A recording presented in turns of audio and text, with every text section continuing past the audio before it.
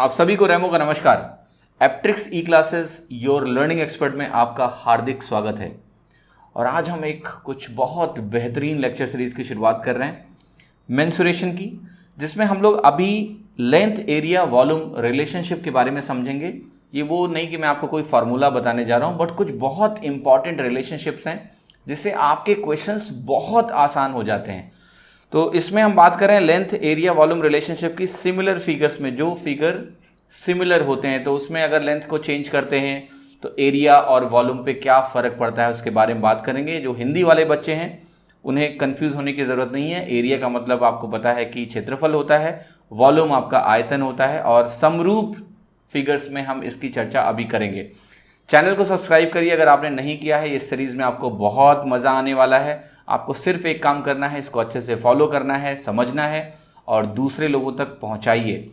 ज़्यादा से ज़्यादा लोग जब जुड़ेंगे तो ये हमारे लिए एक मोटिवेशन होता है कहीं ना कहीं इसको कैरी ऑन करने के लिए। तो आप अपनी जिम्मेदारी निभाइए और लेक्चर सीरीजेस फिर आती रहेंगी। चलिए शुरुआत करते हैं आज के डिस्कशन की। ये बहुत महत्वपूर्ण डिस्कशन है, अंत तक ज़रूर देखिएगा। तो देखिए यहाँ पर कुछ लिखा हुआ है इस स्लाइड में, इसको मैं ज़रा पढ़ के आपको सुनाता हूँ कि सिमिलर फिगर्स में अगर सारे if all corresponding length component become k times, area becomes k square times, volume becomes k cube times, और जहां पर हम k को बोलते हैं स्केल फैक्टर, ये बोलेंगे आप। किताबों में मत खोजना कि k के बारे में लिखा है कि नहीं लिखा है, ठीक है। तो इसका नाम जो भी है वो स्केल फैक्टर हम इसको बोलेंगे हिंदी वाले बच्चों के लिए कि यदि सभी लंबाई के भाग k गुणा हो जाएं तो क्षेत्रफल k स्क्वायर गुणा हो जाएगा, आयतन k क्यूब गुणा हो जाएगा। और प्रश्नों के व्याख्यान में हम स्केल फैक्टर इसको बोलने वाले हैं। तो देखिए ये तो हुआ जो मैंने पढ़ के सुनाया, इसका स्क्रीनशॉट लेके आप अपने रेफरेंस के लिए रख सकते हैं। जरा मैं लॉजिक समझाता हूँ आपको। इसमें देखिए सिंपल से कह रहा है कि कोई भी फिगर जो एरिया बाउंड करता है, ठीक है, या फिर उसमें वॉल्यूम कंटेन होता है। तो मैं जरा एक एग्जाम्पल लेता हूँ। मैं बात करता हूँ कि मेरे पास एक ट्राइंगल है। अगर मैंने कहा मेरे पास एक ट्राइंगल है और इस ट्राइंगल के बारे में आपको कुछ भी नहीं मालूम, बस इतना पता है कि ये एक ट्राइंगल है, और मैं आपको बोलूं कि देखो यहाँ पर जो इसकी साइड है वो A, B और C है, 3 साइड्स मैंने आपको दे दी। और फिर मैं आपको बोलूं कि एक दूसरा ट्राइंगल है जिसकी साइड आपकी KA, KB और KC है। यानी देखो आप जो ट्राइंगल बनता है वो 3 लेंथ कंपोनेंट से बनता है। 3 लेंथ कंपोनेंट, 3 लाइन सेगमेंट्स हमें चाहिए, उनको मिला के जो इनक्लोज फिगर होता है उसको ट्राइंगल बोलते हैं। तो यहाँ पर जो तीनों लेंथ कंपोनेंट्स हैं, जो लंबाई के भाग हैं, कंपोनेंट हैं, अगर वो तीनों k टाइम्स हो गए तो जो इसका एरिया होगा इस ट्राइंगल का, इस ट्राइंगल के रेस्पेक्ट में वो k स्क्वायर टाइम्स होगा। ये मैं आपको बताना चाह रहा हूँ, ठीक है, कि अगर एक ट्राइंगल है, दूसरा ट्राइंगल आपको मिला जिसमें सारी भुजाएं k गुना है, तो उसका एरिया k स्क्वायर गुना होगा। तो ये तो हम प्लेन फिगर्स की बात कर रहे थे। अब सॉलिड फिगर्स होते हैं, जैसे मैं कहता कि लेट से मैं बात करता कि आपके पास एक स्फीयर है, तो स्फीयर को मैं बना नहीं पाऊंगा 3D में यहाँ पर, तो ऐसे समझ लो कि ये स्फीयर ही है, ठीक है। तो अगर ये स्फीयर होता और स्फीयर में अगर आपने रेडियस को, क्योंकि आपको पता है जो स्फीयर होता है उसमें जो रेडियस होता है वो r होता है और उसी पे डिपेंडेंट होता है एरिया और वॉल्यूम। तो अगर मैं एरिया की बात करता, आपको पता है स्फीयर में जो रेडियस जो एरिया होता है वो सिर्फ रेडियस स्क्वायर पे डिपेंडेंट होता है, और जो वॉल्यूम होता है वो रेडियस क्यूब पे डिपेंडेंट होता है।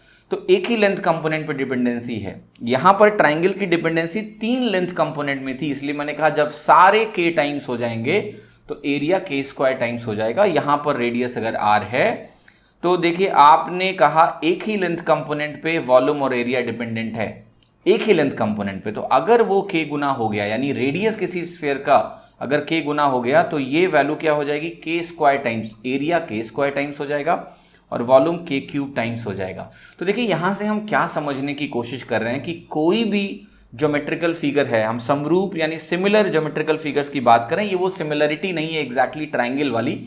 मैं इसको आपको 3D फिगर्स में भी बात कर रहा हूँ, सॉलिड की बात कर रहा हूँ, मैं अभी कोन और आपके सिलेंडर की भी बात करूंगा। तो ये सबके लिए इन जनरल बोल रहा हूं मैं कि कोई भी अगर 2 समरूप फिगर्स हैं, वो समरूप कैसे मालूम करना आगे बताता हूं भाई।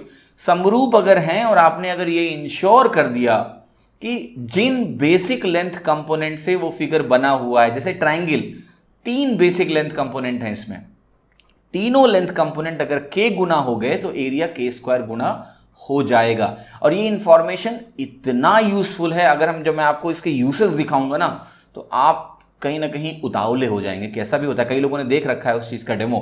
मैं सीधे लिखता हूं कि भाई 2 गुना हो गया तो 4 गुना हो जाएगा, 8 गुना हो जाएगा। तो इस तरह की अंडरस्टैंडिंग से होता क्या है कि आपको फॉर्मूलों का इस्तेमाल नहीं करना पड़ेगा और क्वेश्चंस में बहुत मजा आएगा। तो चलिए शुरुआत करते हैं, इस डिस्कशन को थोड़ा आगे बढ़ाते हैं, थोड़ा डिटेल में समझाता हूं कि आपको मजा आए। अभी इसका स्क्रीनशॉट जरूर ले लेना ताकि आपके रेफरेंस के लिए रिवीजन में काम आएगा।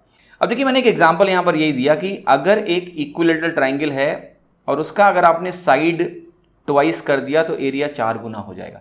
अब देखिए, जब इक्विलैटरल ट्राइंगल की बात कर रहे हैं तो देखो, होता तो उसमें भी कितना कंपोनेंट है, 3 लेंथ कंपोनेंट होते हैं। पर इक्विलैटरल ट्राइंगल की डेफिनेशन कहती है कि तीनों लेंथ कंपोनेंट बराबर होने चाहिए। जिस ट्राइंगल में तीनों साइड्स बराबर होती है वही इक्विलैटरल ट्राइंगल होता है, वही समबाहु त्रिभुज होता है। ठीक है, समबाहु त्रिभुज में तीनों भुजाएं बराबर होती हैं। तो जैसे ही हमारा ट्राइंगल समबाहु त्रिभुज हो गया, आपको पता है क्या, अब तो एक ही लेंथ कंपोनेंट बचा ना, क्योंकि तीनों बराबर हैं। तो एक लेंथ कंपोनेंट के बारे में अगर जानकारी है तो मैं एरिया के बारे में बोल सकता हूं। आपने कहा कि आपने उसका साइड, उसकी जो भुजा है समबाहु त्रिभुज की, वो आपने 2 गुनी करी, ट्वाइस करी, 2 गुनी करी।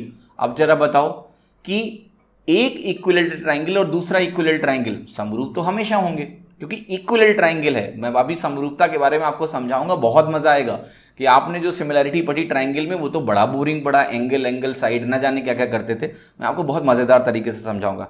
तो सिंपल हो गया ना कि जब समरूप त्रिभुज की बात, जब समबाहु त्रिभुज की बात हुई, इक्विलैटरल ट्राइंगल की बात हुई, तो वहां एक ही लेंथ कंपोनेंट डिसाइडिंग होता है। यानी इक्विलैटरल ट्राइंगल में कोई मुझे बस ये बता दे कि देखो, एक इक्विलैटरल ट्राइंगल ये है और दूसरा ये है। आप बस ये बता दो कि इसका साइड अगर 2 है और इसका साइड आपने कहा 8 है। मैं एक एग्जांपल दे रहा हूं।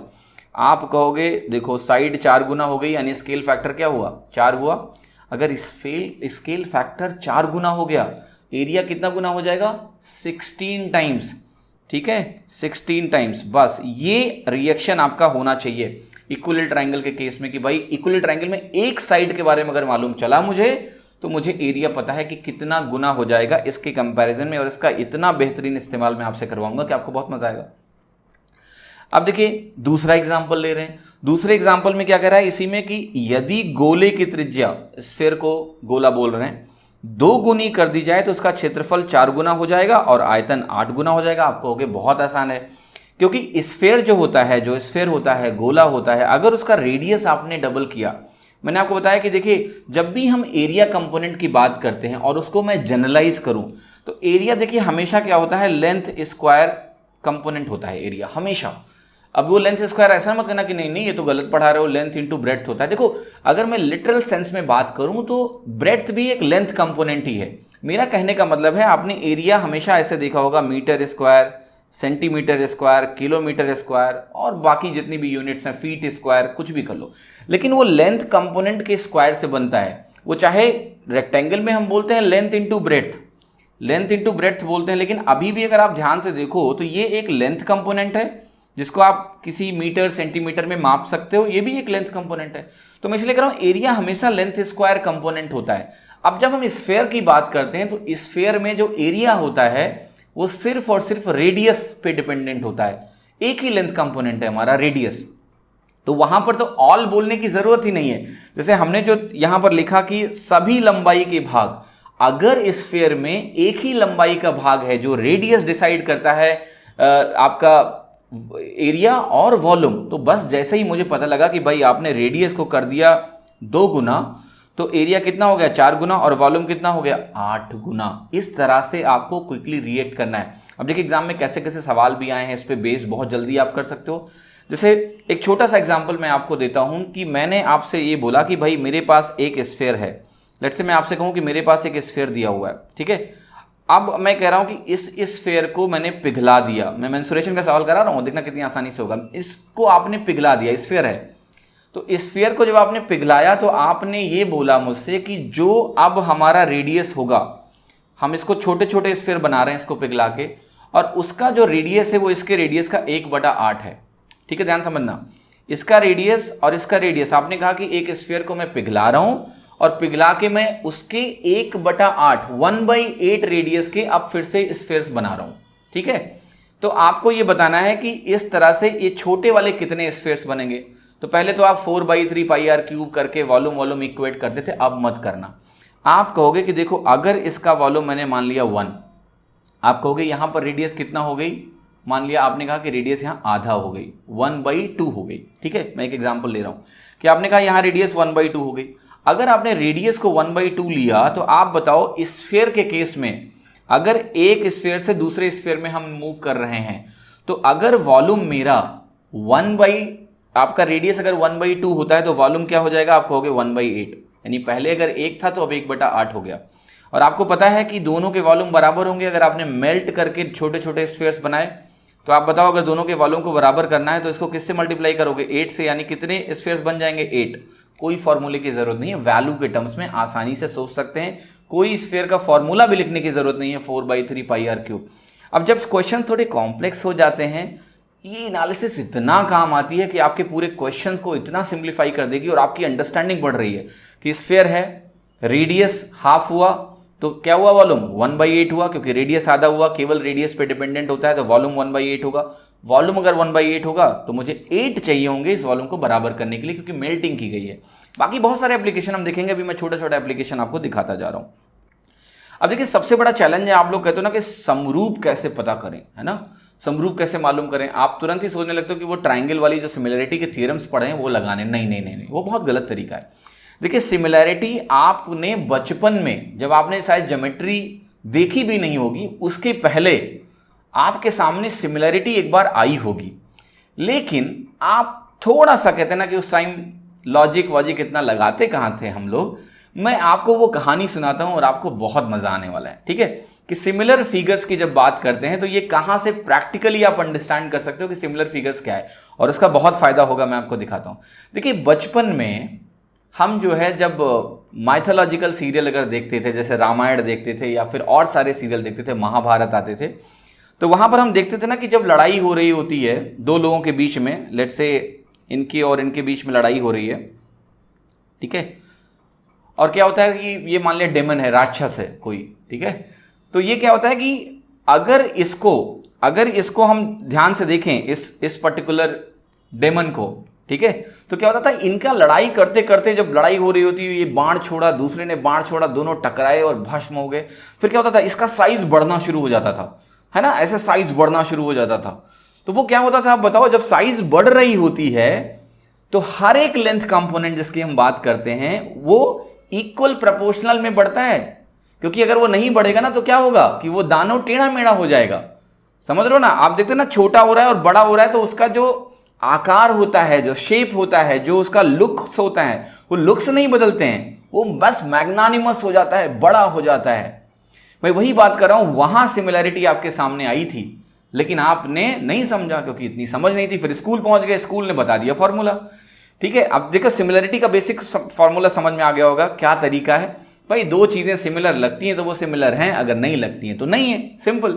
ये बेसिक अंडरस्टैंडिंग हुई। फिर मैं बात करूंगा एग्जैक्टली, थोड़ा और डिटेल में जाऊंगा। तो सिमिलैरिटी कहां से सीखेंगे, वो सीरियल से, महाभारत और रामायण जो सीरियल देखा था माइथोलॉजिकल जी, वो जो दानव बड़ा हो जाता था ऐसे करके, है ना, पहले दानव बड़ा होता था, फिर जो आपके देव होते थे वो देव भी बड़े होते थे, लेकिन उनका चेहरा, मतलब उनका जो पूरा शेप है वो नहीं बदलेगा। आप ऐसा सोचो जरा, दानव बड़ा हो रहा है और उसकी एक टांग ज्यादा बड़ी हो गई, मतलब एक टांग में जो बढ़ने का रेट है वो ज्यादा है और दूसरी टांग में बढ़ने का रेट कम है, तो वो सिमिलर रह जाएगा? नहीं भाई, वो खड़ा भी नहीं हो पाएगा, गिर जाएगा, टेढ़ी हो जाएगी टांग, वो सेम लगेगा ही नहीं। लेकिन वहां कैसे बढ़ता था, सारी चीजें इक्वल प्रोपोर्शन में बढ़ती थी। जब सारी चीजें इक्वल प्रोपोर्शन में बढ़ती हैं तो उसका जो आकार होता है ना वो सेम रहता है, सिर्फ वो मैग्नानिमस हो जाता है, बड़ा हो जाता है। यही आपकी सिमिलैरिटी है, ध्यान रखना। तो ये आपका कॉमन सेंस हमेशा काम याद दिलाएगा कि सिमिलैरिटी प्रैक्टिकली क्या है। फिर मैं आपको समझाऊंगा कि आपको मैथमेटिकली भी बहुत ज्यादा दिमाग लगाने की जरूरत नहीं होती है, आप बहुत आराम से चीजें कर सकते हो, ठीक है। तो ये दानव और दैत्य की कहानी को हमेशा ध्यान रखें, ठीक है। और आपको याद आ गया कि सिमिलैरिटी आपके सामने बचपन में आई थी, पर उसका इस्तेमाल करना किसी ने नहीं सिखाया, है ना, हम नहीं जान पाए, रिलेट नहीं कर पाए। हम तो हमेशा जानते थे कि सिमिलैरिटी बस ट्राइंगल में होती है और वो भी एंगल से प्रूव होता है, नहीं जी, ठीक है। चलिए आगे बढ़ते हैं और देखते हैं अगला चीज। अब देखिए, इसको पहचानने के जो एक तो ट्रेडिशनल तरीका होता है जो आप ट्राइंगल्स में सीखते हो, बट मैं जिस सिमिलैरिटी की बात कर रहा हूं, मैं सिर्फ ट्राइंगल में बात नहीं कर रहा हूं, मैं तो 3D फिगर्स में भी बात कर रहा हूं, मैं तो स्क्वायर में भी बात करूंगा, मैं तो रेगुलर पेंटागन में भी बात करूंगा, है ना, वर्ग में भी बात करूंगा, बहुभुज में भी बात करूंगा, सब में बात कर रहा हूं समरूपता की, है ना, समरूपता की बात हो रही है यहां पर ये कोई ट्राइंगल स्पेसिफिक नहीं है। तो एक तो ट्रेडिशनल तरीका वो मैथमेटिकली जो आप ट्राइंगल में लगाते हो प्रूफ करने के लिए वो होता है, और एक मेंटल विजुअलाइजेशन है रेमो मंत्रा। कैसा मेंटल विजुअलाइजेशन? जो मैं अभी आपको वो दानव और दैत्य वाला दिखा रहा था, उसके बेसिस पे भी हम आइडेंटिफाई कर सकते हैं कि दो फिगर्स सिमिलर हैं या नहीं है। तो ये मैं रेमो मंत्र आपको थोड़ा सा एक्सप्लेन करूंगा तो आपको समझ में आएगा। इसको मैं zoom in zoom out visualisation भी बोलता हूं, इस रेमो मंत्रा सिमिलैरिटी को, ठीक है। Zoom in zoom out visualisation क्या है? वही दानव और दैत्य को मैंने एक नाम दे दिया है, ठीक है। अब देखिए ये जो दानव है, ये दानव मैं मानता हूं कि बड़ा हो रहा है। आप सोचो कि ये बड़ा हो रहा है, ठीक है। अब जब ये दानव बड़ा हो रहा है, अब मैं आपको बोलूं कि मैथमेटिक्स में क्या होता है कि यहां पर आपको दो डायग्राम्स मिलते हैं, दो सॉलिड फिगर्स मिलते हैं, और आपको पता लगाना होता है कि ये सिमिलर हैं कि नहीं है। अब मैं आपको एक चीज समझाता हूं, जो चीज मैंने आपको वहां समझाई वही चीज मैं आपको दोबारा समझाता हूं, ठीक है। मैंने आपसे सिंपली ये बोला कि भाई मैं आपको ये समझाने की कोशिश कर रहा हूं कि ये जो दानव है मेरे सामने खड़ा हुआ, और एक मैं दूसरा फिगर आपको दूं दानव का, ठीक है। वो बड़ा दानव मैंने आपको दे दिया, लेट से ऐसे करके बड़ा दानव दे दिया, और मैं पूछूं ये दोनों सिमिलर हैं कि नहीं है, मैथमेटिकली एग्जैक्टली सिमिलर मुझे पता करना है कि नहीं। क्या तरीका होगा? देखो एक ही तरीका है आपको, अगर मैं ये पावर दूं दानव और दैत्य की तरह किसी भी चीज को बड़ा और छोटा करने की, है ना, कि आपके सामने लेट से मैंने कहा दो ट्राइंगल्स दे दिए मैंने, है ना, मैंने कहा लो ये एक ट्राइंगल है और एक दूसरा ट्राइंगल मैंने ऐसे दे दिया, मैंने कहा कि ये दोनों ट्राइंगल सिमिलर हैं कि नहीं पता करो। तो अब देखो करना क्या है ना, आपको पता है कि अगर ये दोनों सिमिलर हैं तो यहां सब कुछ इक्वल प्रोपोर्शन में बड़ा होगा, अगर नहीं होगा तो सिमिलर नहीं है। यानी अगर मैं इसको बड़ा करूं, इसको मैं जूम करूं, ऐसे बड़ा वाला जूम करूं, प्लस वाला जूम करूं, तो ये अगर बड़ा होके कभी ना कभी ऐसा हो जाए कि ये इसके ऊपर एग्जैक्टली सुपर इंपोज हो जाए, या फिर बिल्कुल एक तरह से इक्वल डायमेंशन हो जाए इसको जूम इन जूम आउट करके, तो इसका मतलब क्या हुआ कि ट्राइंगल सिमिलर, मतलब ये दोनों फिगर्स सिमिलर हैं। समझ रहे हो? वही कहानी है कि भाई बड़ा वर्जन मैंने आपको दिखाया, मान लिया उसकी टांगे जो है टेढ़ी हैं कंपेयर टू छोटे वाले के, तो जब आप इसको छोटा करोगे तो वो दोनों एग्जैक्टली सेम तो नहीं बनेंगे, इसकी टांगे छोटी रह जाएंगी, तो ये तो सिमिलर नहीं हो सकता।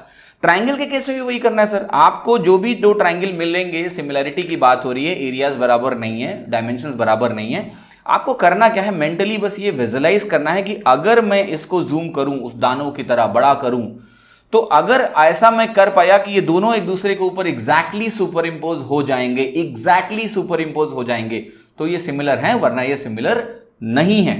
अब आप मुझे बता दो, वो ट्राइंगल का जो मैथमेटिक्स पढ़ते हुए आए हो जीवन भर ना, मैं समझाता हूं उसकी जरूरत ही नहीं है। सर जी दो ट्राइंगल अगर सिमिलर होंगे तो आप मुझे बताओ इसका मतलब उसको जूम इन जूम आउट करने पे वो एक दूसरे के ऊपर सुपर इंपोज होने चाहिए, बिल्कुल कुछ बाहर अंदर नहीं, बिल्कुल सुपर इंपोज होने चाहिए, यानी बिल्कुल एक तरह होंगे तभी सुपर इंपोज होंगे। एक तरह होने का मतलब क्या है आप बताओ? ये एंगल, ये एंगल, ये एंगल, ये एंगल, ये एंगल, ये एंगल मैच करना चाहिए, वरना तो जब जूम करोगे, बड़ा करोगे, अगर एंगल बराबर नहीं है तो कैसे जाके जो है सुपर इंपोज होगा? नहीं होगा। तो ये बेसिक विजुअलाइजेशन है। मैं आपको दो ट्राइंगल दे दूं, उसमें एक एंगल डिफरेंट कर दूं, ठीक है, तो कैसे ट्राइंगल सिमिलर हो जाएगा? ठीक समझ रहे हो कि नहीं?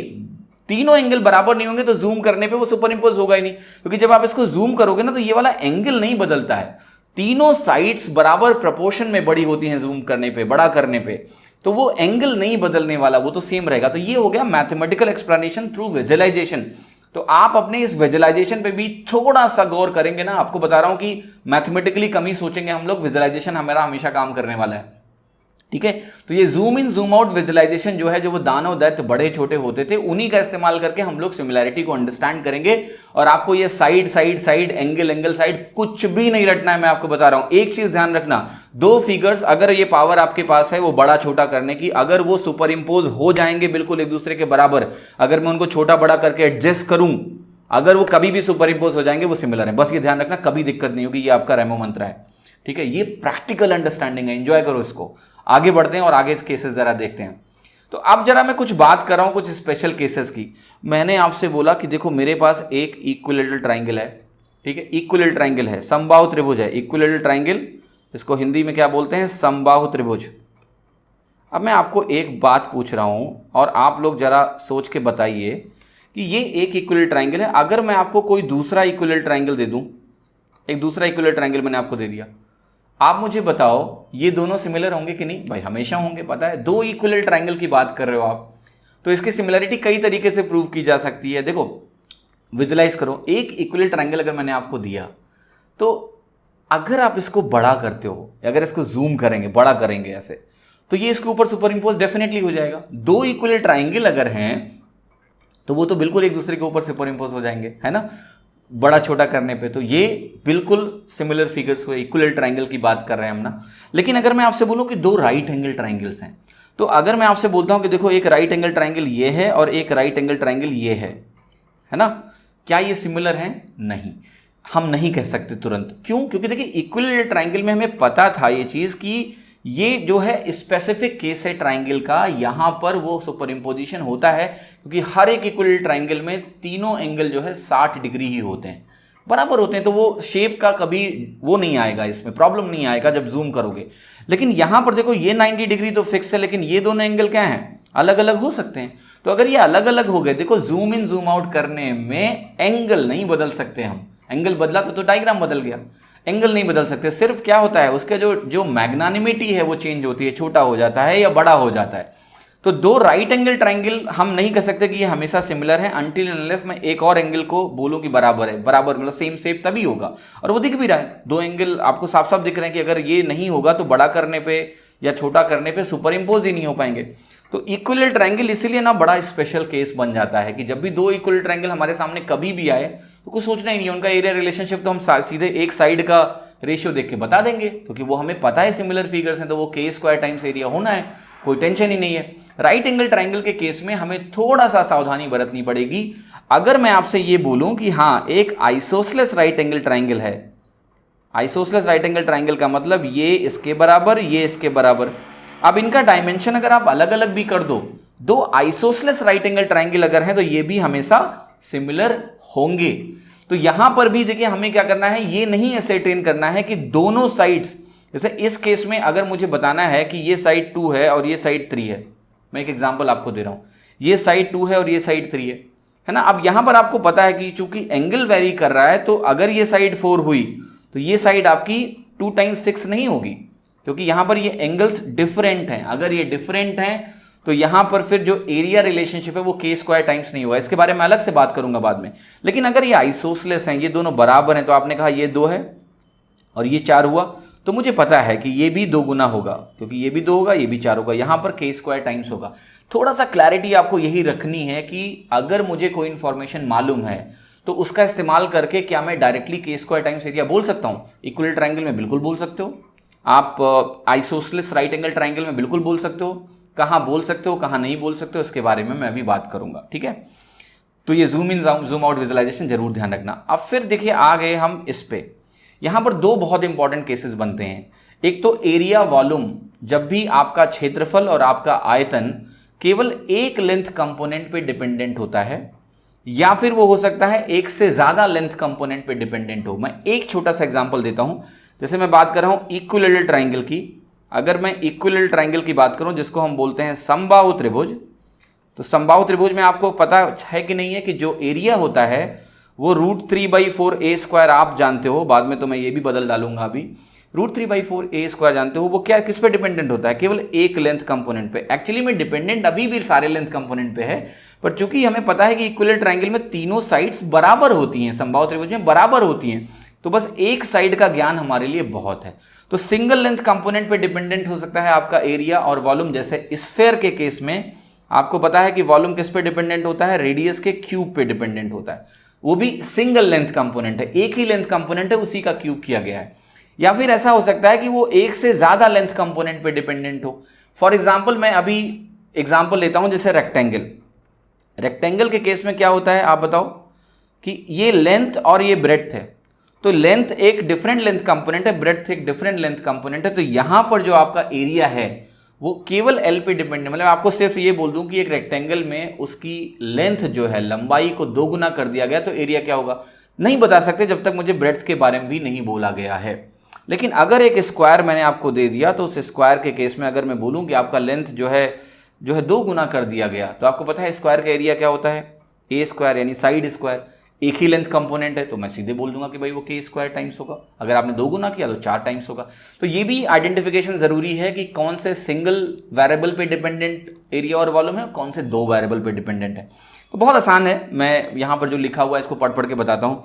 देखिए इक्विलेटरल ट्रायंगल आपको पता है कि सिंगल लेंथ कंपोनेंट पे डिपेंडेंट है, वो zoom in zoom out visualise भी कर लो। दो इक्विलेटरल ट्रायंगल अगर आपके सामने कभी भी हैं तो उनको जूम इन जूम आउट करके हम एक दूसरे के ऊपर कंप्लीटली सुपर इम्पोज कर सकते हैं बिना किसी टेंशन के। तो यहाँ पर जो एरिया रिलेशनशिप है वो आपको पता है, स्केल फैक्टर देख लो भाई, एक ट्रायंगल का दूसरे ट्रायंगल से स्केल फैक्टर देखा हमने, एरिया पता चल गया मुझे, k स्क्वायर टाइम्स होगा। आइसोसेलेस राइट एंगल ट्रायंगल की भी मैंने बात करी अभी कि जो समद्विबाहु त्रिभुज, समद्विबाहु जो होता है, और ये राइट एंगल ट्रायंगल समकोण त्रिभुज हिंदी में बोलते हैं इसको, इक्विलेटरल ट्रायंगल आपका समबाहु त्रिभुज होता है। तो ये आपका समबाहु हो गया, और ये आइसोसेलेस समद्विबाहु समकोण त्रिभुज, हिंदी में अगर कुछ गलती हो तो माफ करिएगा। फिर स्क्वायर हो गया जिसका एरिया ए स्क्वायर होता है, एक लेंथ कंपोनेंट पे डिपेंडेंट होता है। विजुलाइज करो जरा कि दो स्क्वायर मैंने आपको दिए ऐसे, और देखिए कितना अच्छा है अगर आप विजुलाइज करना सीखते हो तो मैं आपको वाकई में वो इंसान बना रहा हूं जो आपको होना चाहिए था, जो आप नहीं हो। आप चीज़ों को विजुलाइज ही नहीं करते हो। अगर मैं आपको दो स्क्वायर दे दूं, दो स्क्वायर को मैं पावर दे दिया छोटा बड़ा करने का, सुपर इम्पोज कर लोगे 100% की नहीं, बिना कंफ्यूजन के कर ही डालेंगे सर, बिल्कुल कंप्लीटली सुपर इम्पोज हो जाएंगे। तो ये सिमिलर हुए, इनके बारे में कोई टेंशन नहीं है, केवल मुझे देखना है कि साइड कितनी टाइम्स हो गई। एक साइड देखी, एरिया कितना हो जाएगा, उतने स्क्वायर टाइम्स हो जाएगा। रेगुलर पॉलीगन की बात करूं, जैसे मैं बात करता हूं थोड़ी देर के लिए, मान लिया हेक्सागन की, रेगुलर हेक्सागन। देखिए रेगुलर हेक्सागन में आपको सपोज करिए कि मैंने आपको एक हेक्सागन दिया, ठीक है, इसको बोलते हैं समखटभुज हिंदी में, मैं इसको लिख देता हूं समखटभुज, हिंदी में लिख दिया मैंने। अब देखो मैंने आपको एक अगर रेगुलर हेक्सागन दिया, समखटभुज रेगुलर हेक्सागन, और मैंने आपको एक दूसरा रेगुलर हेक्सागन दिया, ठीक है, आप मुझे बताओ इनको सुपर इम्पोज कर पाओगे कि नहीं। अगर ये भी रेगुलर है, ये भी रेगुलर है, तो मुझे पता है जूम इन जूम आउट करके सुपर इम्पोज हो जाएंगे। इसकी डिपेंडेंसी भी एक ही लेंथ कंपोनेंट की है। तो जब भी हम ये 100%, जैसे मैंने ये नहीं बोला कि भाई हेक्सागन की साइड्स क्या क्या हैं, मैंने आपको सिर्फ ये बोला कि मैं आपको दो हेक्सागन दे रहा हूं, अब ये बताओ इनको कंप्लीटली सुपर इम्पोज कर सकते हो। आपने कहा हाँ, इसका मतलब ये केवल एक ही लेंथ कंपोनेंट पे डिपेंडेंट चीजें हैं, और उसी से हम एरिया रिलेशनशिप निकाल सकते हैं। तो ऐसे ही जितने भी रेगुलर पॉलीगन होंगे, चाहे आपका ऑक्टागन होगा रेगुलर या फिर पेंटागन रेगुलर होगा, ठीक है, सब में आपका जो लेंथ कंपोनेंट है, जो लंबाई का कंपोनेंट है, एक लंबाई का कंपोनेंट सफिशिएंट है, क्योंकि ये सिमिलर फिगर्स हैं। सर्कल की बात करूं, जिसको वृत्त बोलते हो आप, तो वृत्त में क्या होता है आप जरा बताना। वृत्त में जो त्रिज्या होती है, रेडियस, जिसको मैं बोलता हूं आर, जो इसका एरिया होता है वो किस पे डिपेंडेंट होता है, इसी पे होता है। कैसे वेरीफाई करोगे विजुअली, आपको मैंने दो सर्कल दे दिए, बताओ जरा, अगर मैं आपको दो सर्कल दे दूं और आपको पावर दूं कि छोटा बड़ा कर सकते हो, इनको सुपर इम्पोज हो जाएंगे कि नहीं? यस, जरूर हो जाएंगे ये। अगर मैं इनको छोटा बड़ा कर पाऊंगा तो दो सर्कल को मैं 100% सुपर इम्पोज करा सकता हूं। यानी क्या हुआ, यहाँ एरिया रिलेशनशिप क्या होगी, वही रेडियस के टाइम्स एरिया के स्क्वायर टाइम्स। सेम बात स्फेयर हेमिस्फेयर में करेंगे, चाहे हम सरफेस एरिया की बात करें या फिर हम बात कर रहे हैं उसके वॉल्यूम की।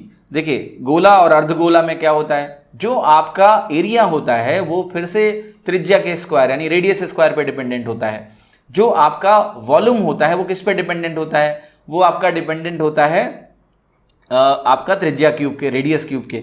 तो इनको भी अगर हम छोटा बड़ा करें तो आप बताओ बिल्कुल एग्जैक्ट दो वैल्यूज मिल जाएंगे कि नहीं? बिल्कुल एग्जैक्टली शेप मिल जाएगा, सेम शेप मिल जाएगा, सिमिलर शेप मिल जाएगा। तो बिल्कुल यहां पर भी वो के स्क्वायर और के क्यूब हमारा काम करेगा।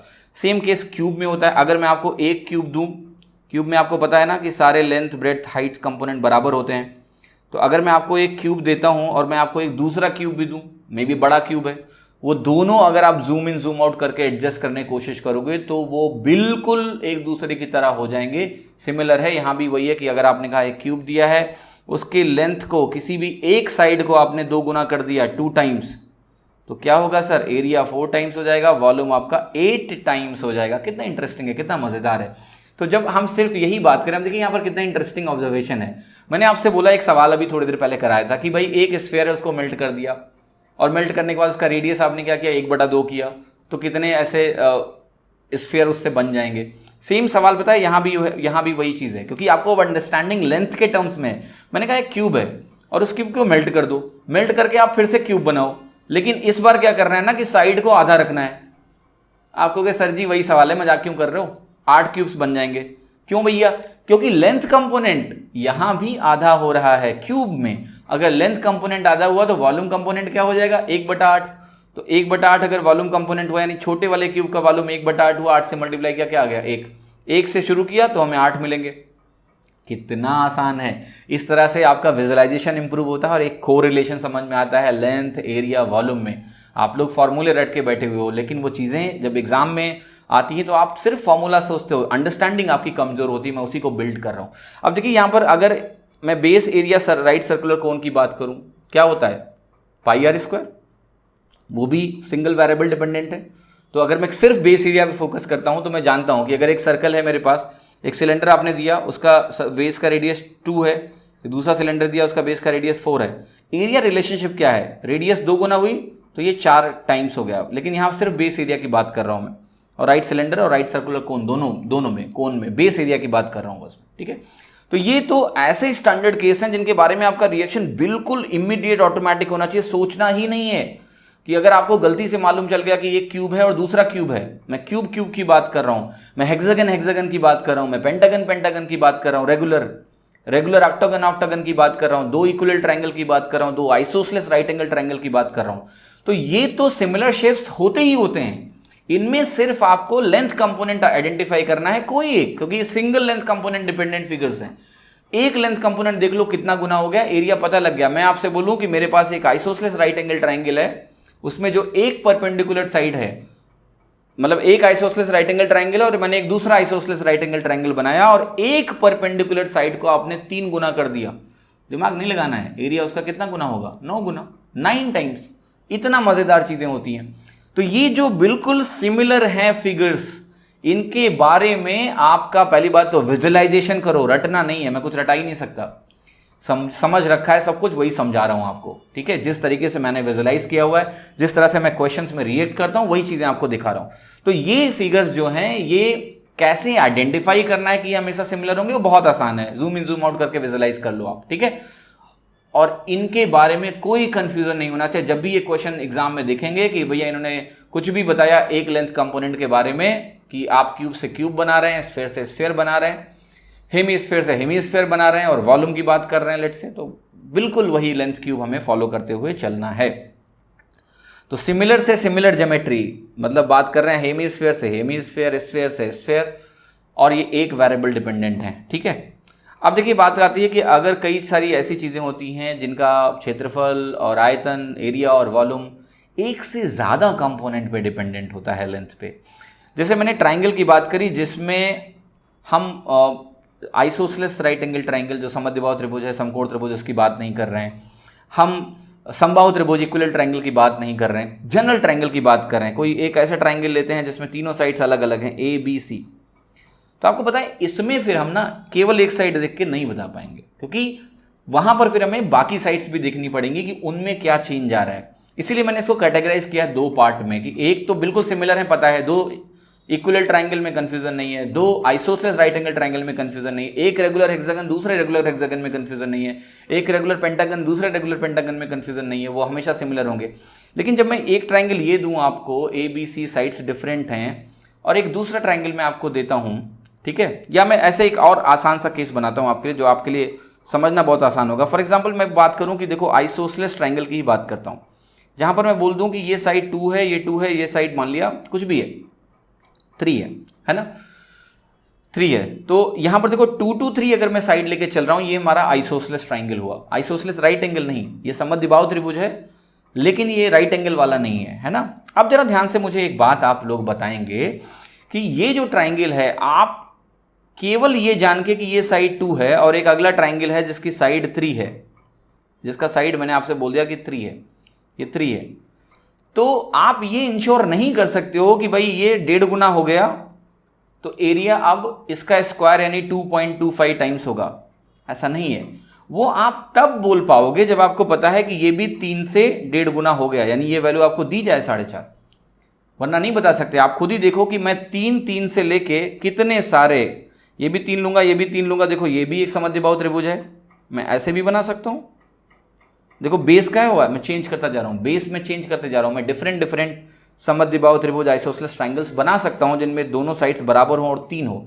तो एक यूनिक ट्रायंगल आपको तब तक नहीं मिलेगा जब तक आइसोसेलेस के बारे में कोई और इंफॉर्मेशन भी दी हो। इसीलिए मैंने बोला है जब एक से ज्यादा लेंथ कंपोनेंट होंगे तो हमें इंश्योर करना होता है कि जितने भी लेंथ कंपोनेंट एरिया या फिर वॉल्यूम के लिए रिस्पॉन्सिबल हैं, उन सब में सेम वृद्धि हो रही है, सेम नंबर ऑफ टाइम्स हो रहे हैं, स्केल फैक्टर सेम है, इनके बारे में तब बोल पाएंगे कि एरिया के टाइम्स हो। यानी जैसे ही मुझे पता लगा कि ये 2 और 2, ये 3 और 3 हुए, ये भी आइसोसेलेस है, तो मुझे पता है कि ये इनके बारे में तो कंफ्यूजन ही नहीं है, बराबर होंगे। तो ये 1.5 गुना हुआ तो ठीक है, ओके, लेकिन ये कितना गुना हुआ ये भी जानना चाहिए, तभी हो पाएगा। अगर आपने कहा कि ये भी 1.5 गुना हुआ है, तब आप कहोगे 2.25 टाइम्स एरिया होगा।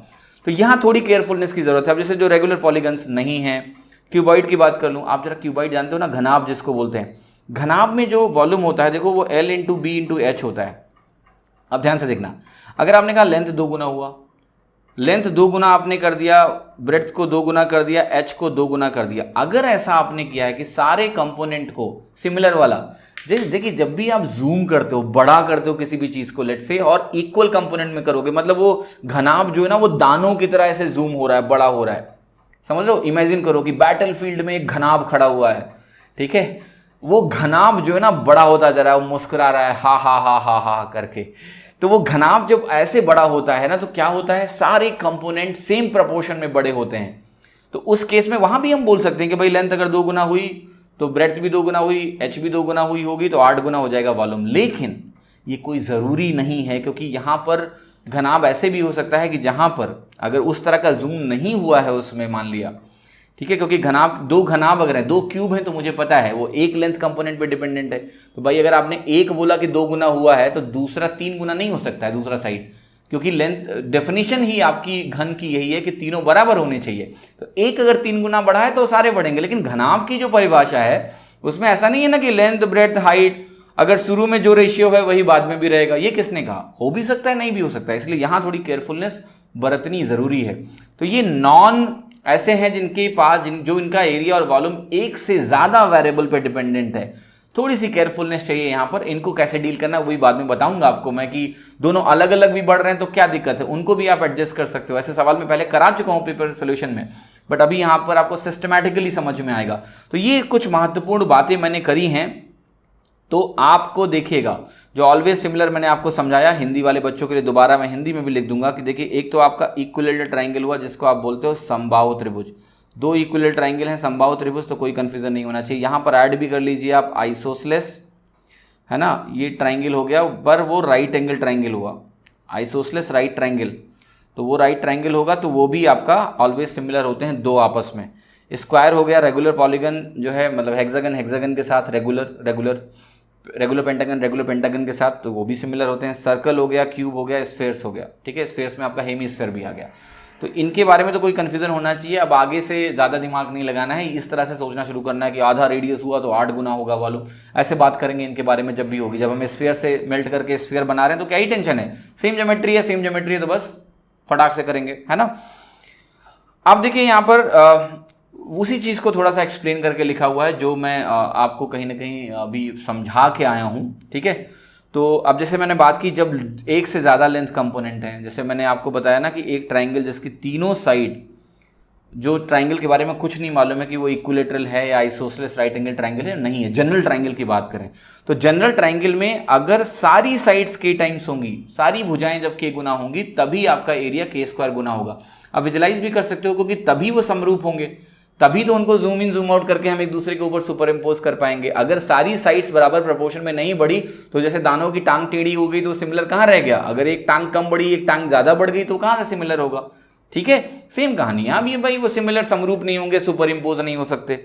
ऐसे ही कोन में बात करें, कोन का अगर आप ध्यान से देखो, जो सरफेस एरिया होता है टोटल, उसमें 2 कंपोनेंट होते हैं। एक तो आपका बेस एरिया हो जाता है, जिसको आप बोलते हो पाई आर स्क्वायर। अगर मैं टोटल सरफेस एरिया लिख रहा हूँ, base area circular pi r square होता है, ये इसकी कोन की बात कर रहा हूँ मैं, राइट सर्कुलर कोन, ठीक है।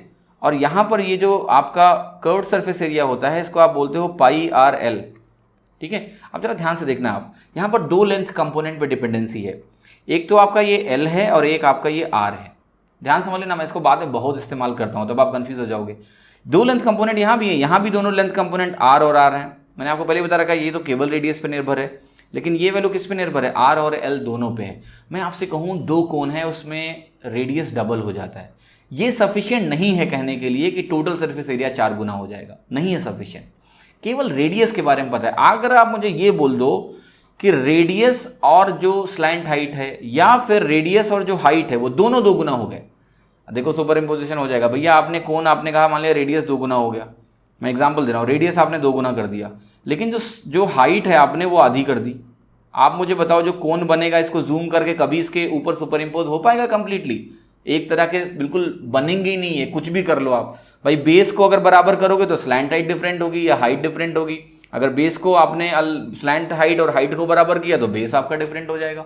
तो ये प्रॉब्लम्स आएंगी, आप सिमिलर नहीं हो पाएगा। तो यहां पर 2 वेरिएबल्स हैं जो डिसाइड कर रहे हैं कि एरिया k² टाइम्स होगा कि नहीं होगा। अगर आपने ये इंश्योर कर दिया कि ये r और h दोनों डबल हो रहे हैं, दोनों ट्रिपल हो रहे हैं, दोनों 4 टाइम्स हो रहे हैं, तो एरिया उसके स्क्वायर टाइम्स टोटल हो जाएगा। और ये भी समझो कि जो लेंथ है l है, जो स्लैंट हाइट होती है, ये क्या होती है, ये आपको पता है r² और h² का सम होती है। तो अगर आपको स्लैंट हाइट भी मालूम है कि डबल हो गई, रेडियस डबल हो गया, तो भी आपके पास 2 लेंथ कंपोनेंट हैं ये बोलने के लिए। या फिर r और h आपको पता है दोनों डबल हो रहे हैं, तो भी आपको पता है सुपर इम्पोजिशन हो जाएगा। तो ये देखिए कुछ बेसिक बातें मैंने आपको बताने की कोशिश करी। यहाँ घनाभ वाला केस है जो मैं आपको समझा चुका हूँ अभी थोड़ी देर पहले, कि घनाभ में अगर ये k² k³ वाली रिलेशनशिप मुझे चाहिए तो सारे लेंथ कंपोनेंट, ठीक है, सारे लेंथ कंपोनेंट जो है, चाहे आपका लेंथ है या फिर आपका ब्रेड्थ है या फिर आपका हाइट है, तीनों k गुना होने चाहिए, तभी वो शेप एग्जैक्टली सुपर इम्पोज हो पाएगा जूम छोटा करने से, वरना नहीं हो पाएगा छोटा बड़ा करने से इम्पोज, अगर लेंथ ब्रेड्थ और हाइट तीनों अलग अलग रेशियो में चेंज हुए। तो देखिए मैंने आपको पूरी कोशिश करी है आपको इस लेक्चर के थ्रू ये समझाने की कि आपको कैसे विजुअलाइजेशन पे फोकस करना है इन क्वेश्चंस को करने में। तो मैंने जहां से भी शुरुआत करी थी मैं उसी पेज पे वापस आ रहा हूं कि कहां से शुरुआत करी थी, कि आपको एक विजुअल अंडरस्टैंडिंग बन पाए कि भाई सिमिलर जो फिगर्स होते हैं उसमें लेंथ चेंज करने से एरिया और वॉल्यूम में क्या परिवर्तन आता है।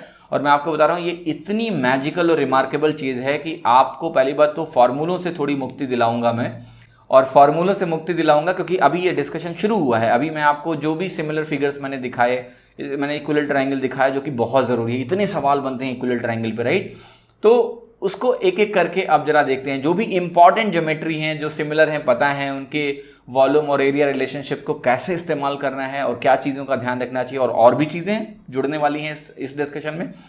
तो इसको बहुत अच्छे से समझने की कोशिश करिएगा, ये विजुअलाइजेशन अपने अंदर लाइए। जब आप सिर्फ फॉर्मूला सीखते हो ना तो आप बहुत लिमिटेड होते हो, लेकिन जब आप चीज़ों को विजुअलाइज करके समझते हो ना, मज़ा आता है। और फिर आप क्वेश्चंस में भी इस तरह का विजुअलाइजेशन और जो आपकी अंडरस्टैंडिंग है, जो आपके बेहतर रिएक्शंस हैं, इनका इस्तेमाल करके हम लोग फॉर्मूलों से मुक्ति की तरफ बढ़ते हैं और हमारी प्रॉब्लम सॉल्विंग हो जाती है बहुत तेज। ठीक है, उम्मीद करता हूं आपको मजा आया होगा। जरूर से जरूर ज्यादा लोगों को ये वीडियो लेसन शेयर करें, क्योंकि जब आप शेयर करेंगे तो मुझे लगेगा ज्यादा लोग इससे जुड़ रहे हैं, तो फिर कहीं ना कहीं ज़्यादा से ज़्यादा कंटेंट आपको मिलेगा। इसलिए अपनी जिम्मेदारी भी आप निभाएं, आप इस कंटेंट को सब तक पहुंचाएं, सबका फ़ायदा होना चाहिए, सबका मेंटल विजुअलाइजेशन अच्छा होना चाहिए। और डरने की ज़रूरत नहीं है, कुछ भी कठिन नहीं है। कठिन की जो डिक्शनरी है वो बाकी लोगों के पास होगी, मेरे पास नहीं है। सब कुछ बहुत आसान है, आप बस रिसेप्टिव बनिए, सीखना शुरू करिए। धन्यवाद, have a great time, thank you so much.